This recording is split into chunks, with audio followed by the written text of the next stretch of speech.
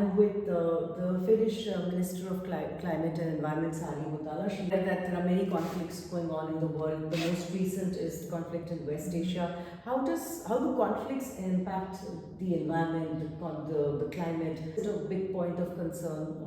What are your views on that?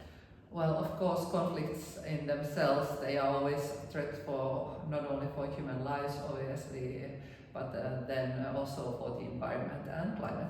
But I think for countries that are not involved, it is also quite obvious that these conflicts often they affect either logistics or just the availability of fuels, for example, and the price of them. So it underlines the need to move towards more homegrown energy, and at least in Finland it means that we have to have more clean energy that we can produce ourselves, and also the need for circular economy, because then once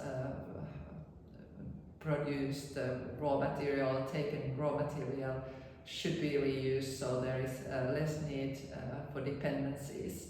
But I think there is still a lot of need for collaboration. It doesn't take that away, but I think this kind of crisis and wars that underlines the need to move to sustainable products and circular economy, reducing emissions at the same time boosting competitiveness and self-sufficiency. Something which is very popular in Finland, and there's a lot of emphasis on sustainability. Takeaways from circular economy that you've dealt with, especially in the summit last year in Finland, and how will India learn from that, because we are hosting the summit this year? Yes, I'm very happy to be here and glad that India is hosting the summit of circular economy this year. I think in Finland we see that the growing need for raw materials is not going to stop, but because we need to be also sustainable and make the best out of it, we need to move towards from linear economy, from when a product or a material is used and then and put away, we have to go to circularity, where either the materials or the product themselves can be reused. And that is a new business model where you can find also businesses in the circularity. And obviously it's much more sustainable, because even though the need for raw materials is still going to grow, it should not grow as fast as it has been in the last decades. We won't have enough of them, basically. And also at the same time we have to find new business opportunities and trying to be more self-sufficient, and also at the same time reduce emissions. And biodiversity loss is also something that is causing a lot of problems around the world, so we can tackle all of these issues at the same time when we move from linear economy towards circularity.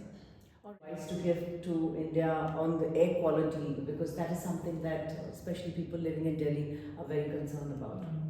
Well, I think we are in the world globally seeing similar situations all around the world, and I think there the same applies, that we can tackle biodiversity loss, climate change, air quality, and also competitive issues and self-sufficiency at the same time by introducing long-lasting schemes, either whether it's legislation or plans to reduce emissions, to provide more clean energy, more circularity in businesses. And I think this will be good not only for people, for the air quality, also for our economies.